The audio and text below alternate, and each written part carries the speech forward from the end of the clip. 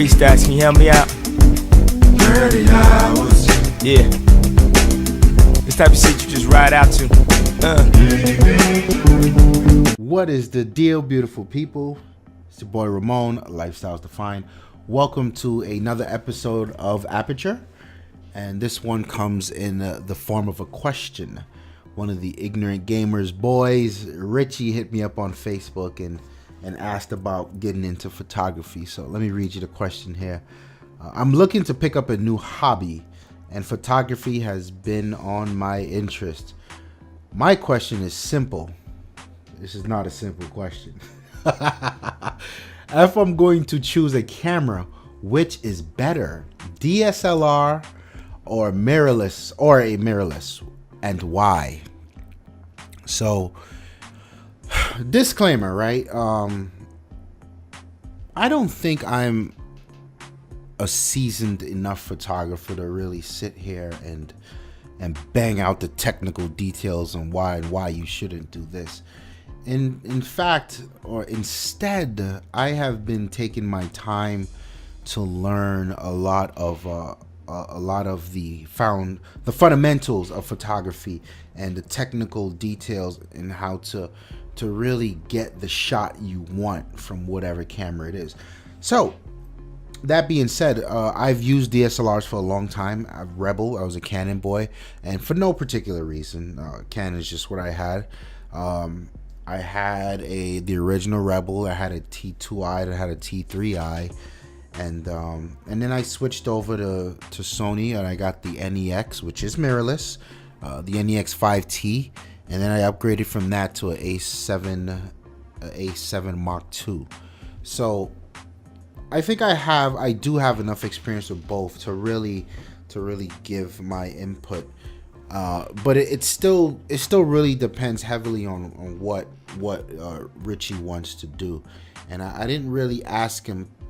Purposely, I didn't ask him like what he wants to do, because usually when people say something vague like photography, right, it's they don't understand photography is this huge sprawling genre. Like, you could do portrait, landscape, you can do macro, you can do street photography, you can do design portraits, which is something I heard of recently, and I'm still trying to figure out what the fuck that is, right? And within each of those things, there are sub-genres in there, and it just gets wild.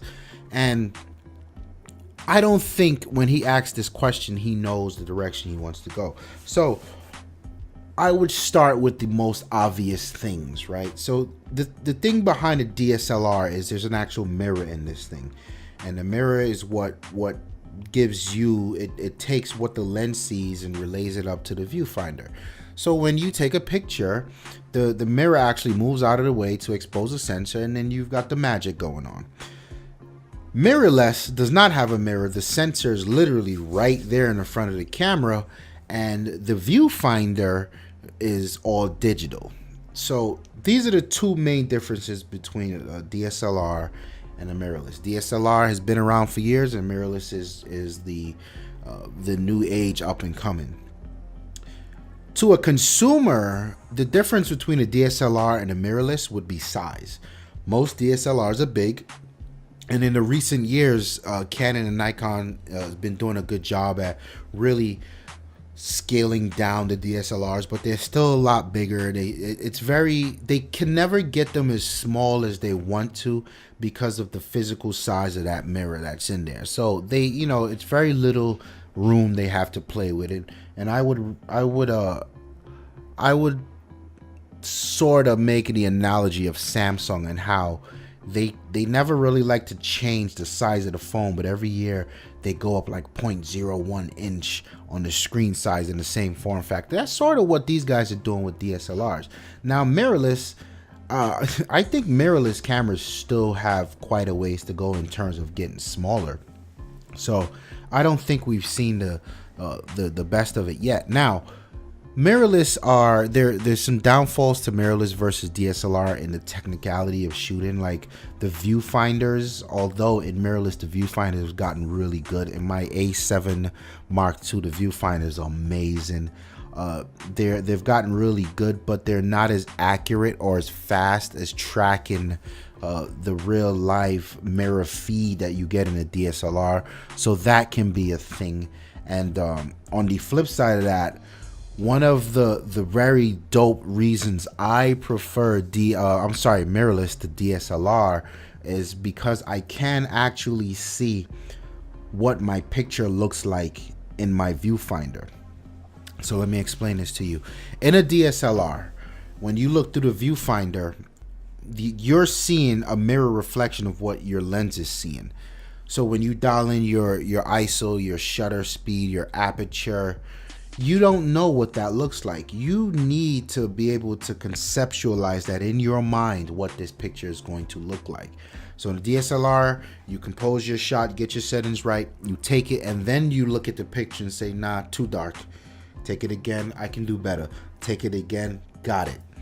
With a mirrorless, because what you see in the viewfinder is the digital representation of what your lens, of what the camera will interpret, you get this magic happening, is what I like to call it, where whenever I change or adjust my ISO in the viewfinder, I see it actually going down.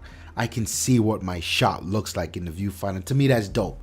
That's one of the things I love about mirrorless. Some people not so much. To me, it's a big deal. One of the other things that I love about mirrorless over DSLR for me is the amount of lenses I can get. And this is a Sony thing, right? So here is the lens I bought when I bought my A7 Mark II. And this is not an E-mount lens or FE mount, which is Sony's new mounts. This is an A series, so this is an old lens from their old cameras. So I had to get a Sony adapter to put that on there. And this lens is dope, right? It's a 28 to 75, so that's a nice range for me. I can do my street photography, my portraits. I can pull some things in. Very versatile lens. And about a week ago, I stumbled across Minolta lenses, which is the same A mount. So these old lenses fit my adapter, and I just went ape shit because I wanted primes, and you know, Sony lenses are by and large very expensive. So I now switched. Hang on, let me get it for you to show you.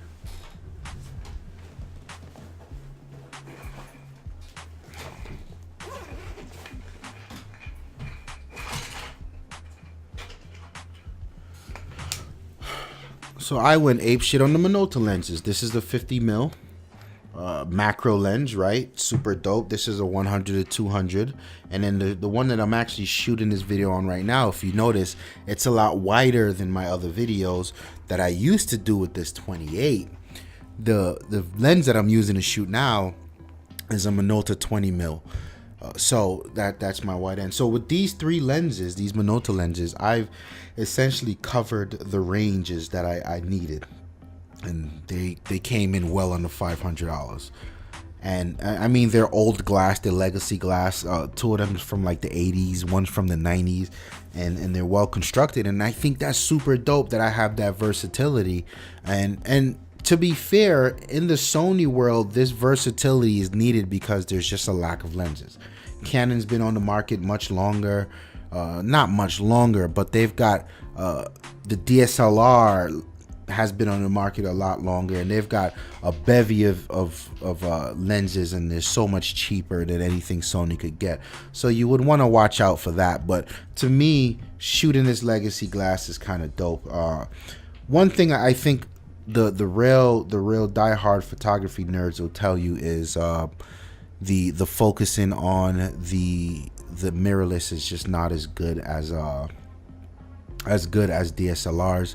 But I feel like you won't run into that problem until you start to approach the medium ground, where you become experienced and you want to step into the pro world. And if you do experience that problem, you would have the money to throw at the lenses that you want to overcome it. So I still don't really, that argument doesn't really hold much in my world.